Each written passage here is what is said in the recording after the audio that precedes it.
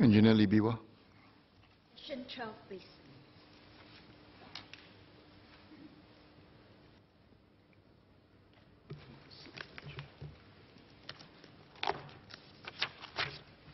Mr. Speaker, on reaching the age of 55, all CPF members are eligible to make CPF withdrawals of up to $5,000, subject to available balances in the ordinary and special accounts. Those with savings above the applicable full retirement sum can withdraw all the monies above that amount. Those who own a property may also withdraw their savings above the basic retirement sum using property charge or pledge. Under the medical grounds scheme, CPF members may apply to withdraw or start their payouts before the CPF payout eligibility age of 65. The eligibility criteria include being permanently incapacitated, terminally ill, or having a severely impaired life expectancy due to illness. Such applications have to be accompanied by the relevant doctor's certification, and in the past 3 years, about 65% of applications under the medical grounds scheme were successful. The remaining 35% were not successful because the applicants did not meet the eligibility conditions. Unsuccessful applicants were referred to other avenues of help, such as Workforce Singapore and the social service offices. In the last decade, the employment rate for residents aged 60 to 64 has risen from 47.2% in 2008 to 60.4% in 2018. The unemployment rate for the same age group has remained consistently low at below 3% in the past 5 years. A contributing factor is the introduction of re-employment legislation in 2012, which made it an obligation for employers to offer eligible employees continued employment after the age of 62, up to the age of 65. Re-employment has made it possible for many Singaporeans to work beyond the age of 62. Of those eligible for re-employment and who wished to continue working, over 98% were offered re-employment. In 2017, the re-employment age was further raised from 65 to 67. In 2018, a tripartite work group on older workers was formed to review, among other things, the longer-term relevance of and the next moves on the retirement and re-employment ages. However, as the CPF payout eligibility age was raised to 65 only in 2018, MOM does not have plans to lower it. The medical grounds scheme will continue to be available to eligible members who may need to withdraw or start their payouts earlier than the age of 65. Engineer Libiwa. Thank you, sir. I have one supplementary question. I'm not asking Minister to lower down the payout age to 62. I think majority it is okay with the payout age of 65. But from time to time, there are residents who approach me. They retired already, 62. There's no medical ground. They are healthy. What they don't have is there's no money. So they are asking whether CPF board will consider another option, whereas majority your payout age is 65, but they are prepared to get lower sum, but at the retirement age of 62. Thank you. Thank you, Mr. Speaker. I'm glad to hear the member's clarification on what she's asking for.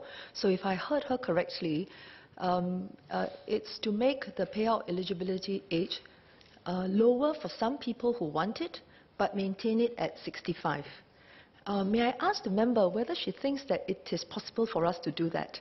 Allow some people to have a lower age and then require other people to stick to the payout eligibility age of 65. Option has to be made available to all, may I ask? I see. Well, yes, so I think we have explained it before. If you make it an option, then you have to make it an option available to all. And if that is the case, then it is really not an option. It is really a reduction of the payout eligibility age. Because today, the payout eligibility age can already be voluntarily deferred to 70, but the payout eligibility age remains at 65. That is the earliest that a person can withdraw it. So the substance of the member's request is really not an option. It has to be made available to all, which then means that it is a reduction. So I hope I correctly understood the member's suggestion. Engineer Lee Biwa. Thank you, sir. Yeah, it's true that currently for those who want to extend, to withdraw their money later, it is available. It is only for those who have money, then they can afford to say that they can withdraw out at a later age. But there are some who don't have money and then they would like to withdraw earlier. So that means you will have option 1, withdraw at 62 at much lower rate. Then option 2 is the current one. The option 3 is at 70 years old. Thank you. Mr. Speaker, I think we can establish that the substance of the member's suggestion is to reduce the payout eligibility age. And here, I think perhaps some international benchmarking could be helpful. Actually, by international standards, setting the payout eligibility age at 65 is not unusual at all. Among the 35 OECD countries, well over half have pension withdrawal age at age of 65 or above. In fact, the highest today, as far as I know, is 67. And in the light of increasing longevity, people living longer, and the likelihood of them working longer, in fact, some countries have already set in motion the raising of the pension withdrawal age. So in the case of Netherlands, for example, the pension withdrawal age will go up from 66 to 67 in the year 2021. In the case of Denmark, it will go up, if I recall correctly, from 65 to 67 in 2022. And then in the case of Germany, it will go up to 67 by 2031. So they've given a longer time frame.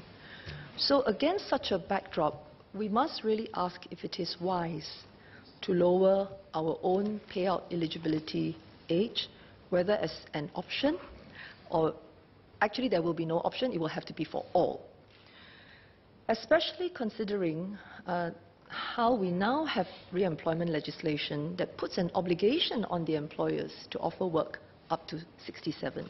So I think we have to hold all of that in our minds when we think about this. My sense is also consistent with what the member said earlier, that most workers also understand this. They understand we are living longer. And in fact, in the last few months, since we started the tripartite work group on older workers, I've met many union leaders. At the NTUC's suggestion, we did this in clusters: aerospace, logistics, healthcare, and even the public sector, financial services. Very diverse group of workers.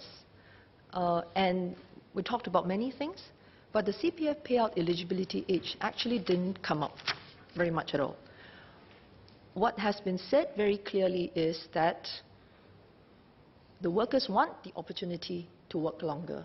This is also consistent with the focus group discussions that we held with members of the public. They want to keep working and save more.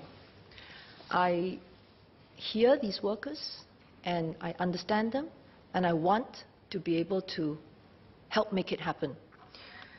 At the same time, the employers have also expressed their concerns to me. They have worries about their increased obligations, and their considerations, I think we must not also dismiss lightly. The main thing, I think, the main priority for now is to build a tripartite consensus on the way forward. And this tripartite consensus concerns the retirement age, currently 62, the re-employment age, up to 67 today. I think the new tripartite consensus is an important one, and it is the topmost of my priority this year. And in this process, I think we take reference from what we have always done in the past, which is the workers express their views, the employers express their views, and we try to find a common ground for the best way forward. And that is how we did it with the re-employment age of up to 65 and then subsequently to 67. And I think if we can have a good new tripartite consensus on the retirement age and the re-employment age, then I think it will point the way forward for all of us that is helpful. So I ask for some time to get this done. Thank you. I'm very tempted to jump in and explain, but